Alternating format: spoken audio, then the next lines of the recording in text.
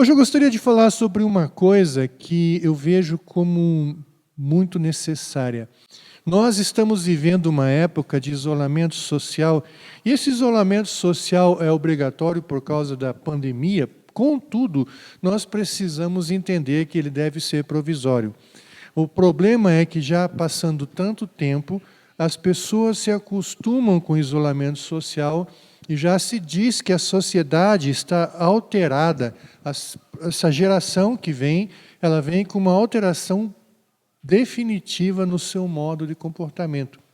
Pois bem, nós temos os meios de internet como uma forma de remediar essa falta de interação social, mas ela é uma forma de falsear também o contato entre as pessoas.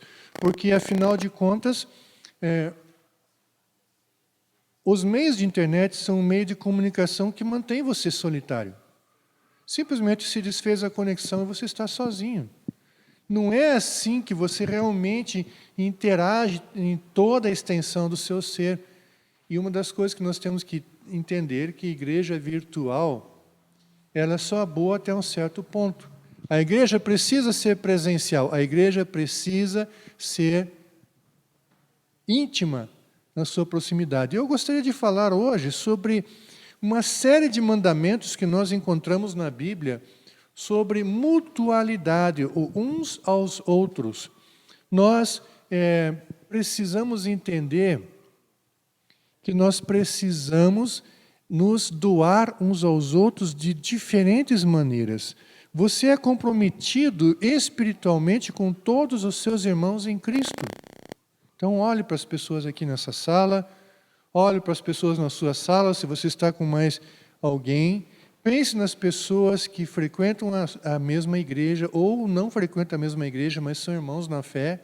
Você tem um compromisso com eles. Na verdade, todas as palavras que nós encontramos aqui com a expressão uns aos outros, ela nos remete a uma porção de coisas. Nos remete, por exemplo, à ordenança de sairmos de dentro de nós mesmos e nos envolvermos com outras pessoas. Outro fato, são ordenanças, não são opcionais. Então você não pode, não está escrito na Bíblia assim, por exemplo, você pode escolher amar uns aos outros ou não. Não está escrito isso. Diz, amai-vos uns aos outros. Nós vamos começar com essa ordenança, logo no começo da mensagem, mas o que é importante entender que são ordenanças. E aquilo não é uma questão opcional. E você precisa estar envolvido com as pessoas se você quer ser um cristão. Se você quer ser um discípulo de Cristo, você precisa se doar para as pessoas. Você precisa se relacionar com pessoas. A fé cristã é essencialmente relacional. Você pode, por exemplo, pertencer a determinadas religiões e você ser uma pessoa isolada em seu canto. Mas o cristianismo é relacionamento. É um Deus relacional, tão relacional que ele não é uma pessoa só. Se ele fosse uma pessoa só, seria o grande egoísta. Porque seria tudo mim, comigo, para mim mesmo. Mas são 3 pessoas. Existe pluralidade na unidade de Deus. E aí você vê, o Pai ama o Filho ama o Pai ama o Espírito Santo ama o Pai, o Filho ama o Espírito Santo ama o Filho. Então, há uma inter-relação já na própria divindade, no próprio Deus. E aí você começa a perceber, então, que nós, à semelhança desse Deus, precisamos ser relacionais. A pessoa que vive isolada em seu canto, ela não está cumprindo a plenitude do Evangelho. Nós precisamos fazer isso. Recentemente, semana passada, eu achei muito bonito a atitude da Patrícia, esposa do David, e da Débora, a sua amiga de trabalho, que também frequenta a nossa célula lá em Campo Magro. Campo Magro? É Campo Magro, né? Então, porque teve um rapaz que estava passando por uma situação difícil, e eu não vou entrar em detalhes, mas elas se incomodaram de ligar para mim e dizer, olha, eu gostaria muito que você fosse fazer uma visita para esse rapaz, porque precisa ajudar assim, assim. E nós somos juntos. Eu vejo, isso é a expressão do cristianismo. Você se incomodar pela dor alheia, você se incomodar pelo sofrimento alheio, você se incomodar em abençoar o próximo, certo? E aí, então, você está expressando o verdadeiro cristianismo quando você começa a trazer Deus para a vida dos outros. Eu gostaria agora de falar, então, sobre alguns dos mandamentos que nós encontramos na Bíblia sobre mutualidade cristã. Lembrando que são mandamentos, são para ser obedecidos. E eu listei, são muitos, mais de 30 versículos que falam sobre uns aos outros. E eu listei alguns, não a totalidade, mas eu vou colocá-los em categorias diferentes. Amar uns aos outros, o primeiro mandamento que nós encontramos, e é o mais abundante na Bíblia, é sobre o amor. Vocês vão ver, por exemplo, vamos passear bastante pela Bíblia, João 13:35, pouco antes de Jesus fazer a sua oração sacerdotal pelos discípulos e pela sua igreja, que ainda estava para nascer, Jesus fala sobre os discípulos, dizendo assim, João 13:35, nisto conhecerão todos que sois meus discípulos, se tiverdes a melhor doutrina e o culto mais avivado. Não. Se tiverdes amor uns pelos outros. Eu acho interessante que amor é um mandamento. Eu preciso trabalhar isso, porque na sociedade de hoje, amor é um sentimento. Por ser um sentimento, eu posso mudar de sentimento. Os sentimentos são, por natureza, volúveis. Eu olho uma criancinha no berço e aí meu coração se enche de ternura.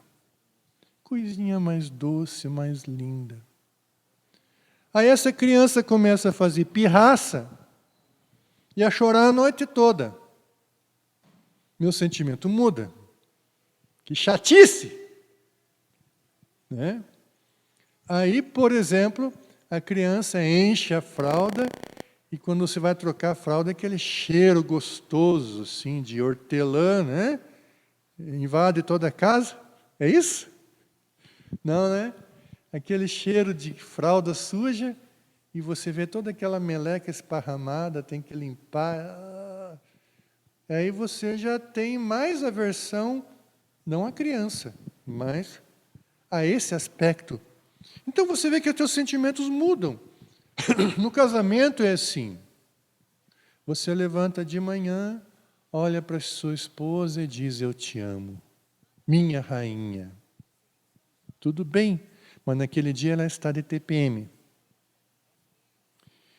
E ela, por qualquer atravessão que você dá, ela te dá uma unhada.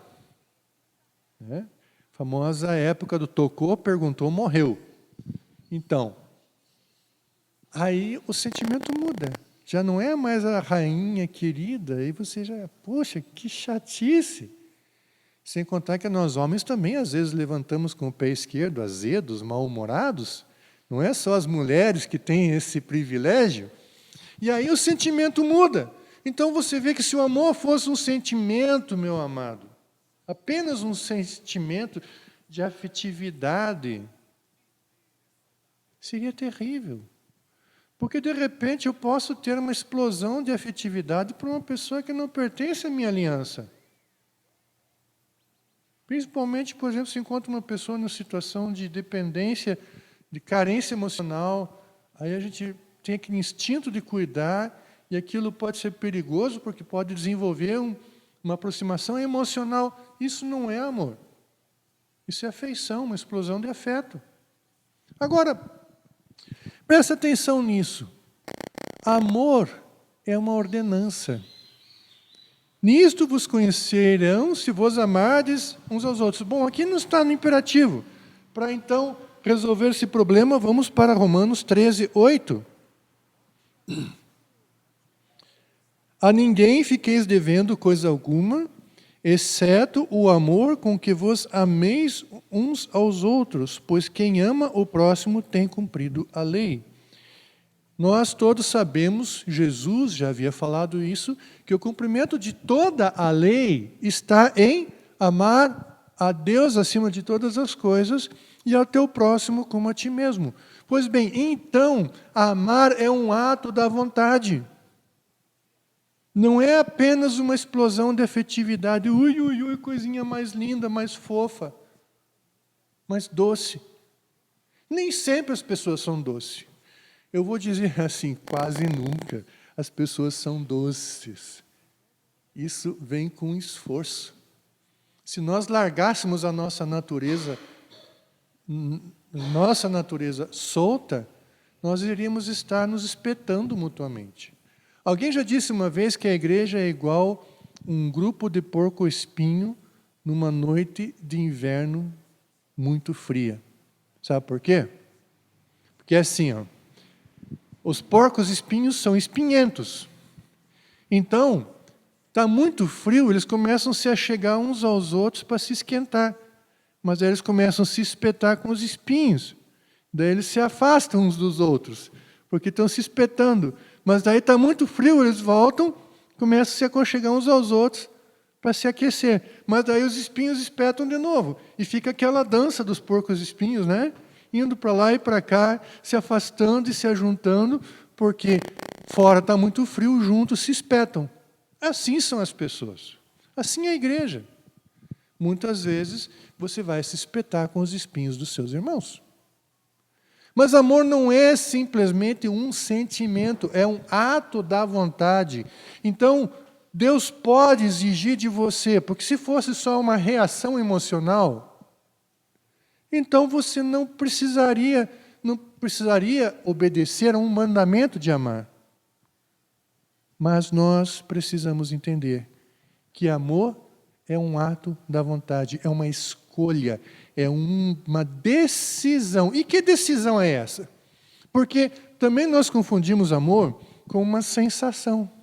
É tão bom quando a gente olha para uma pessoa e sente o coração aquecido, vontade de abraçar a pessoa, de fazer cafuné sem pressa, né? Para quem é sinestésico como eu.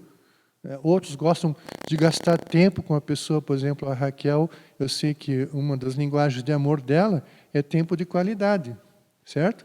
Existem outros que gostam de presentear.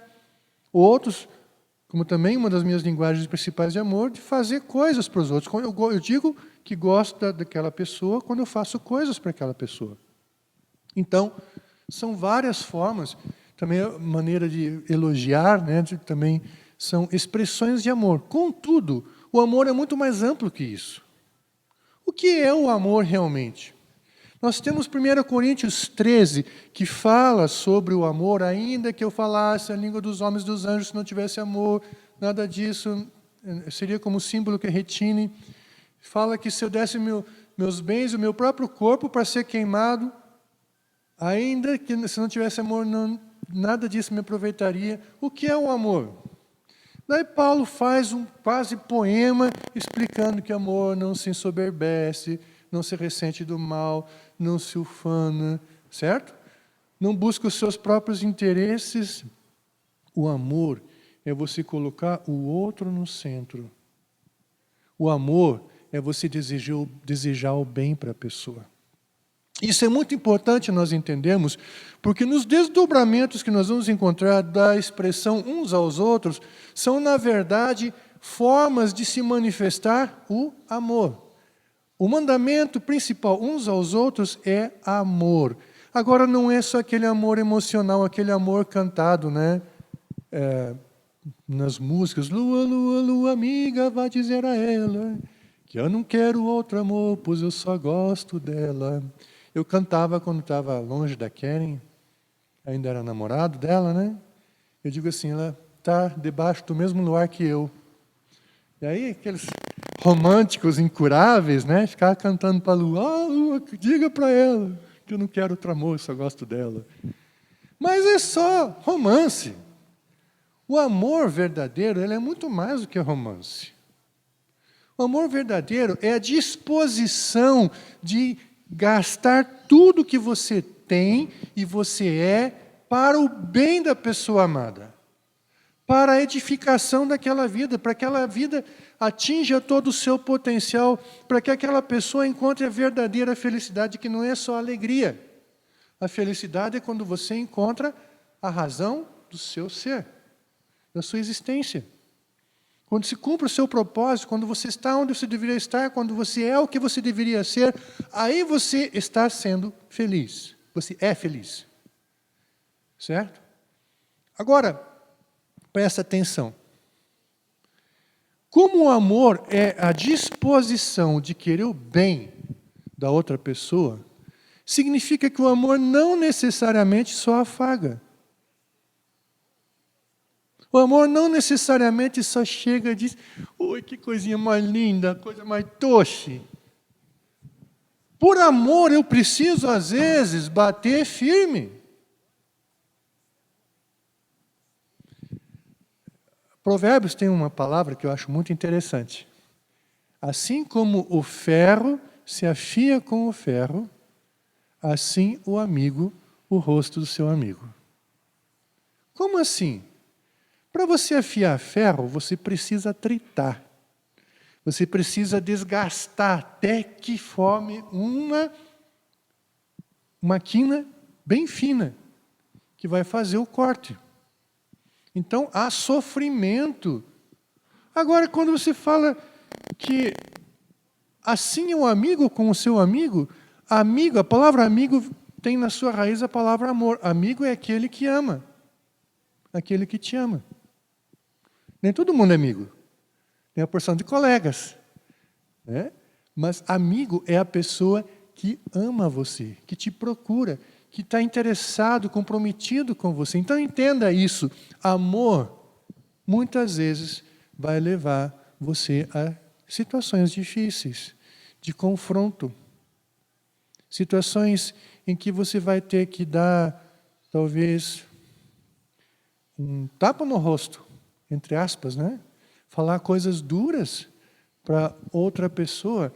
Amor é quando você se incomoda com o outro, porque você não quer ver a pessoa se arrebentar. É muito fácil ser popular. Basta você não criticar ninguém. Então, de repente, você vê uma pessoa prestes a estourar com o seu casamento, a se arrebentar emocionalmente e arrebentar o seu cônjuge emocionalmente. Se você ama aquela pessoa, você vai tentar confrontá-la. Você vai tentar trazer para ela um alerta do perigo, mas você corre o risco de perder a afeição daquela pessoa, porque a pessoa pode não gostar mais de você. Não é verdade? E então? Se você ama a pessoa, você corre o risco de perder a afeição daquela pessoa, mas vai tentar ajudá-la. Quando ela está em rota de colisão, no trabalho, às vezes na vida pessoal, às vezes na vida espiritual, aí para não criar conflito, eu não confronto a pessoa. Você não está amando. Você está amando mais a si mesmo do que a própria pessoa. Porque para não gerar um mal-estar, para você não perder aquela pessoa, você arrisca que a pessoa se perca. Percebeu? Então você não está amando a pessoa. Por isso, essa ordem, vocês não devem dever a ninguém coisa alguma, exceto o amor. Aqui fala sobre dívida financeira. Então, crente que está cheio de dívida, enrolado, desculpa dizer, está aqui. Princípio bíblico para não viver endividado. A única coisa que se deve dever é o amor. Porque nós nunca vamos amar suficientemente. Tem outro texto, por exemplo, nós encontramos do apóstolo Pedro, 1 Pedro 1, 22. Tendo purificado a vossa alma pela vossa obediência à verdade, tendo em vista o amor fraternal não fingido, amai-vos de coração uns aos outros ardentemente. Esse ardentemente eu não pesquisei no original grego, mas eu tenho certeza que a palavra é splanchna. No grego significa entranhas, os intestinos. Sabe aquela... Quando você ama muito uma pessoa, tem aquela emoção assim, parece que dá um negócio, um frisson por dentro de você, assim. Essa é a ideia. Quando você sente assim a tua pulsação cardíaca alterar um pouco, você percebe assim um calor no peito, isso é splanchna. Splanchna é entranhas, amor entranhado. Então, amados, a ideia é que nós devemos nos amar.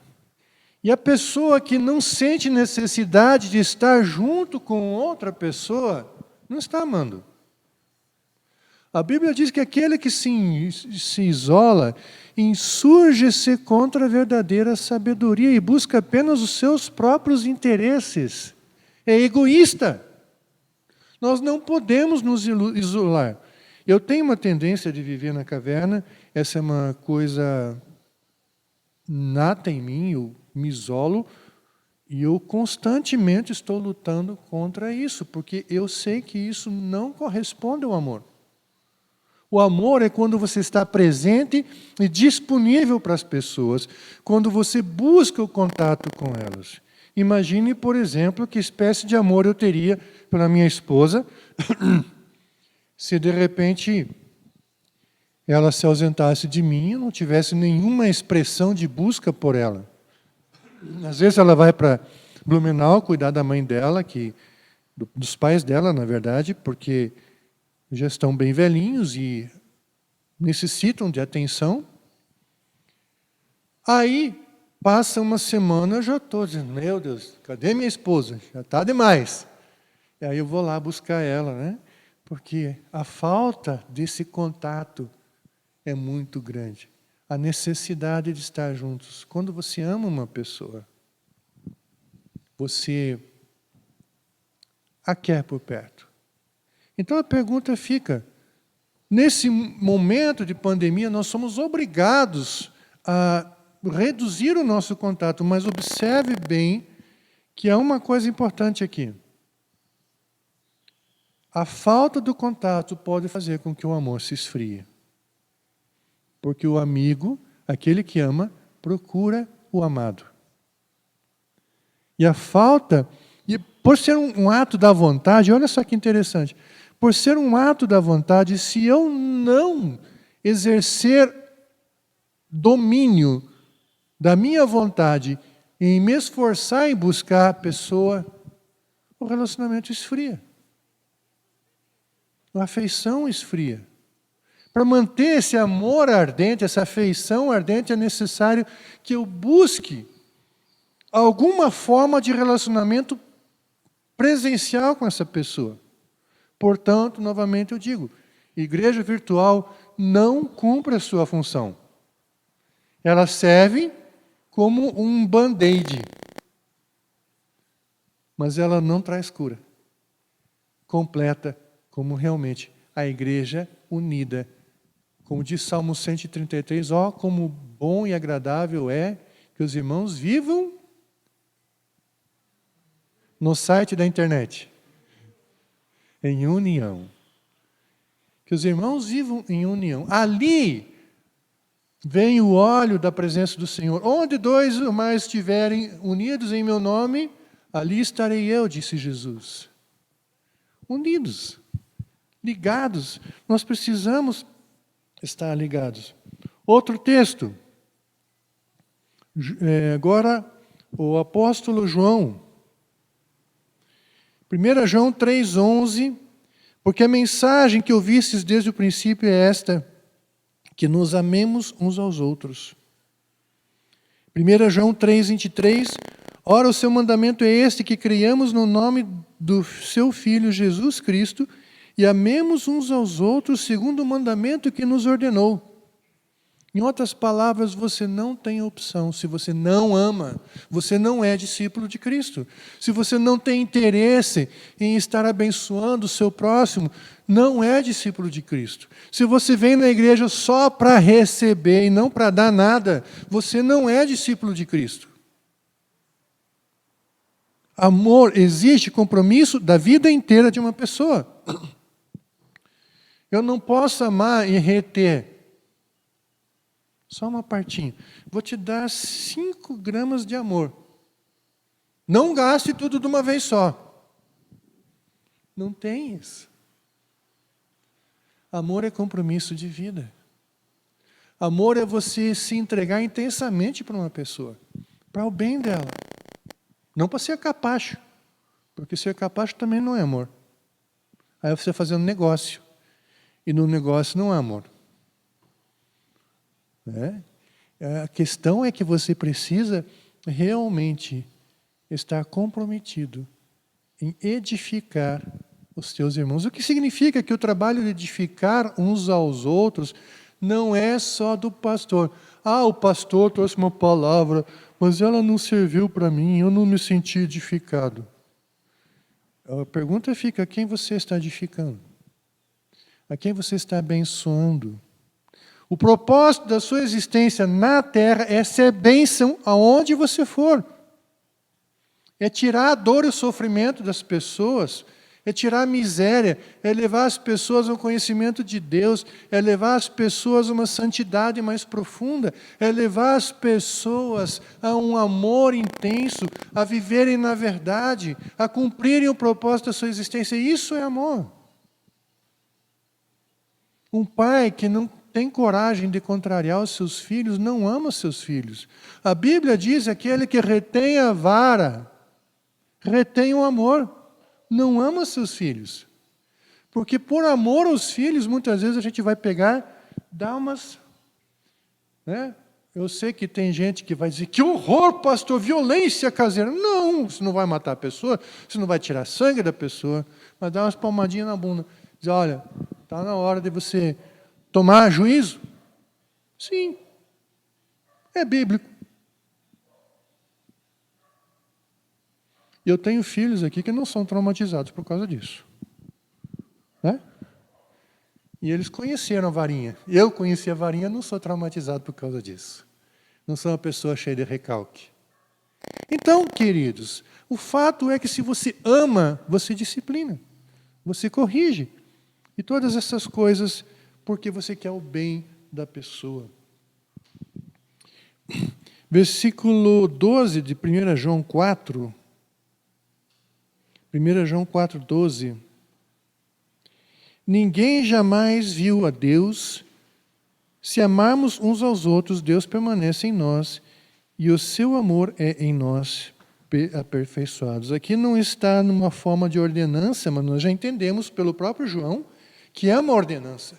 Mas aqui diz uma coisa interessante: ninguém jamais viu a Deus. Em outro momento, João vai dizer assim: se você diz que ama a Deus a quem não vê, e odeia a seu irmão a quem vê, você é mentiroso. Sabe por quê?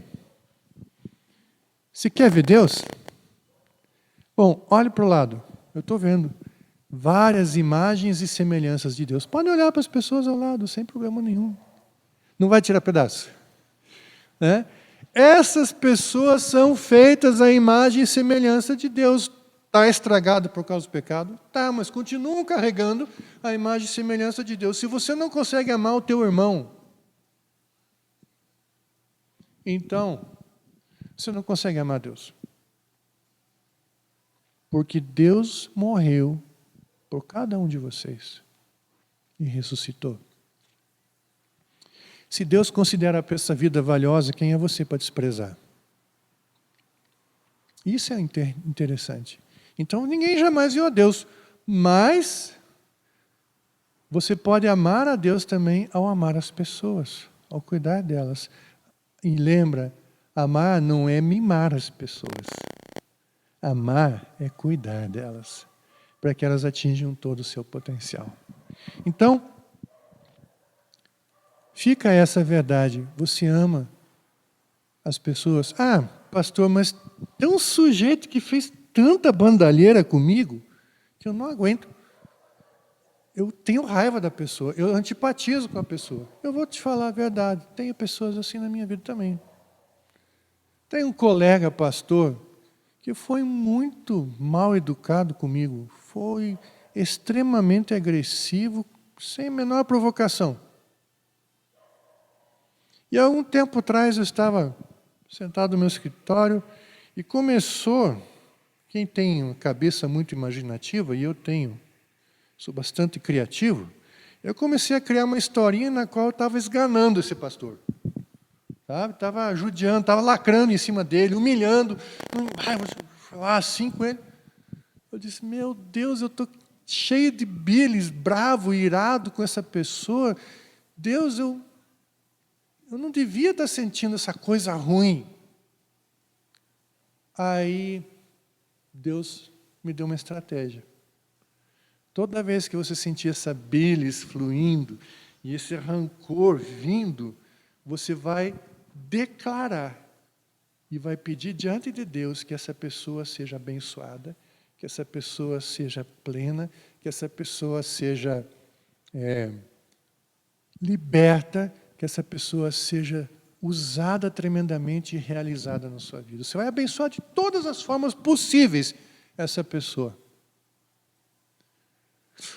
Oh Deus, tá bom, não posso pedir que caia um raio em cima dessa pessoa, essa pessoa seja quebrantada, assim, bem quebrantada no pó. Não, não pode. Beleza, então vou fazer isso. E veja só, meu sentimento, que é volúvel, muda. Porque mudou a minha escolha. Em vez de ficar fantasiando formas de esganar a pessoa, de soltar os dentes dele, de fazer com que ele seja humilhado em público, eu começo a declarar a Deus. Então você sabe, se um dia eu começar a dizer assim, estou orando muito por você, pode saber que tem treta, né? Então, de repente, chego para o Arnaldo, estou orando muito por você. O Arnaldo, o que eu fiz para o Josias, né? Não é nada disso, não. Mas o fato é, meus amados, que entenda isso, o sentimento é volúvel. Uma hora, a mesma pessoa que você quer abraçar, daqui a alguns minutos se quer esganar. A mesma pessoa. Porque o teu sentimento é volátil. Mas a escolha é firme. Se você tiver força de vontade para mantê-la. Então, sim, algumas pessoas com as quais eu não simpatizo naturalmente. Mas por escolha, eu amo, sirvo e abençoo. Independentemente de elas serem justas comigo. Por isso Jesus tem a ousadia de dizer, amai os vossos inimigos e orai pelos que vos abençoam. Não, que vos perseguem. Compreenda isso, amado. Então você pode... Olha, a maior vitória que existe é quando você consegue transformar um inimigo em amigo. Você não vai conseguir fazer isso com o diabo, né? Se você se tornar amigo do diabo, você está com um problema. Né? Ele você não vai transformar em amigo. Mas quando você consegue trazer alguém do lado de lá para o teu lado, e você consegue isso abençoando as pessoas, mesmo aquelas que te perseguem. Imagine, de repente, o Lula crente.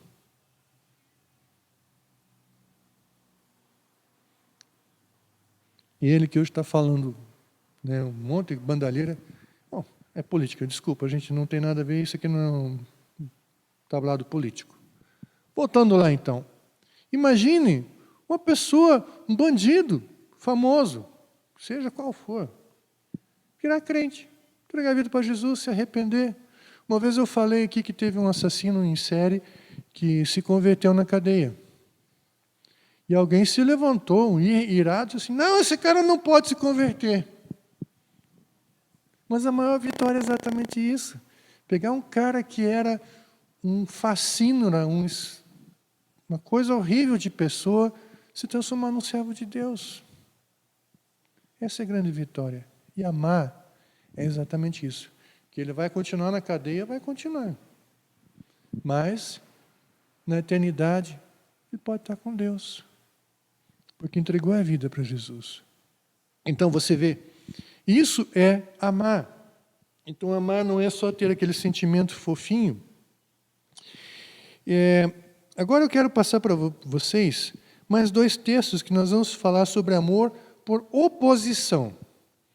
Paulo, quando escreve ao seu discípulo Tito, ele fala da sua condição, da condição do homem antes de se entregar a Jesus. Então, Tito, capítulo 3, verso 3. Por oposição. Pois nós também outrora éramos nécios, desobedientes, desgarrados, escravos de toda sorte de paixões e prazeres, vivendo em malícia e inveja, odiosos e odiando-nos uns aos outros. Preste atenção nisso aqui. Você vê 2 coisas aqui. O oposto do amor, o ódio, na verdade não é bem o oposto, mas é o amor deturpado. Quando você considera a pessoa valiosa o suficiente para você procurar destruí-la. O oposto exato do amor é o desprezo, quando você não dá a mínima para a pessoa. Se ela sobe ou desce, se morre ou vive, tanto faz, você não dá valor nenhum para a pessoa. Isso é o oposto do amor. Mas o amor deturpado é o ódio. E aqui nós encontramos o ódio se manifestando. Nós éramos odiáveis e odiávamos uns aos outros. Mas também tem outra coisa aqui. O descontrole emocional, vivendo por toda sorte de paixão. Paixão, gente, sabe o que é paixão? Paixão não é só eu achar uma moça bonita e ficar... a moça achar um rapaz bonito e ficar tonta, errar a porta do ônibus. Nada disso. Amor, paixão, é sentimento descontrolado e sem propósito. Então, quando, por exemplo, se está jogando futebol e aquele cara te dá uma falta e você tem vontade de levantar e voar com os pés no peito do cara, isso é paixão. Isso é um sentimento descontrolado e sem propósito. Entendeu? Quando, por exemplo, você está assistindo um filme e naquele filme tem lá uma cena triste e você chora por causa daquele filme. Isso é paixão. É sentimento descontrolado, sem propósito. Aí quando você ouve uma piada, às vezes suja, mas engraçada é você dar risada com a consciência suja, né? Isso também é uma paixão. É um sentimento descontrolado, sem propósito. Apenas brotou, aflorou um sentimento em você, mas não tem nenhum propósito. Então entenda que Paulo está dizendo a Tito, é que antes de nós nos entregarmos a Cristo, nós éramos escravos de toda sorte de paixões, ou seja, nós éramos guiados por impulsos. Então, num momento eu digo para alguém, eu te amo, você é uma pessoa muito importante para mim. Isso é um impulso. A pessoa disse isso por impulso, não tem, às vezes, nem significado. Como diz uma música popular, que o amor seja eterno enquanto durar. Porque amor como impulso não é amor, é paixão. Aí a pessoa, de alguma forma, age mal com você. Seu imbecil, seu traste imundo. Ora, cadê a pessoa importante e amada? Agora vem um outro impulso. E a pessoa escrava dos impulsos, ela vai e reage de uma maneira completamente oposta. Porque amor é escolha. Amor é decisão. Eu não gostei do que você fez, eu estou muito irado com você, esse é o meu impulso. Mas eu escolho você do mesmo jeito. E eu quero o teu bem. Essa é a verdade que faz a diferença. O apóstolo João, que é o apóstolo do amor, ele não era um cara efeminado, gente. Do desenho lá de Da Vinci, da ceia lá, o João parece uma moça, uma menina. Não era. João era um cara másculo. João é o cara que pediu para Jesus permissão para mandar descer fogo sobre uma cidade. Ele não era um fresquinho. Quando fala de amor, João entende amor como uma coisa forte como a morte. Máscula, no sentido de que não fica só afofando e afagando, mas é um compromisso. Eu tenho compromisso com você. E eu vou lutar para o teu bem. Nem que para isso eu tenha que brigar com você. Isso é amor. Agora, eu posso brigar com você, mas eu não vou desistir de você. Eu posso falar duro contigo, mas eu vou ficar feliz quando eu te ver dando a volta por cima e sendo vitorioso. Isso é amor. Eu posso te negar certas coisas, porque eu te amo. Meu pai, eu sempre falava assim, meu pai, me dá uma moto. Meu pai olhava para mim e dizia assim, não quero te buscar embaixo de um caminhão. E por incrível que pareça, quase que ele foi me buscar embaixo de um caminhão. Já casado, um dia emprestei uma moto, e eu tenho cicatriz até hoje, essa cicatriz na testa. Um caminhão sem freio me pegou. Ele sabia do que ele estava falando. Então, veja só. Não vou dizer que todo motoqueiro é chiclete de caminhão, não é isso, mas realmente é um meio de transporte bem mais perigoso que automóvel. E não necessariamente as pessoas têm maturidade para lidar, tanto no automóvel quanto na moto. Quem sempre leva a pior é a moto, né? No caso de um acidente. Então, o fato é que às vezes você nega algumas coisas para a pessoa porque você a ama. E quando você entende isso, você começa a perceber que nós, por oposição, hoje, quando éramos tolos, desobedientes, desgarrados, escravos de toda sorte, agora o oposto. Hoje nós somos sábios, obedientes, unidos, escravos, não, livres de toda sorte, paixões e prazeres. Em vez de viver em malícia e inveja, agora nós vivemos crendo nos outros e apostando nos outros, buscando a vitória dos outros. Em vez de odiosos, agora nós somos amorosos e amando uns aos outros. E ainda por final, Gálatas 5,15. Eu acho interessante isso aqui. O que acontece se você tem 3 cachorros e solta um bife no meio deles? Bife suculento. O que você acha que acontece, Erno? 3 cachorros e um único bife suculento. O cachorro vai pegar uma faca, um garfo, vai dividir em 3, bem certinho. Não, né? Vai se matar para ver quem fica com o bife. Veja então Gálatas 5,15.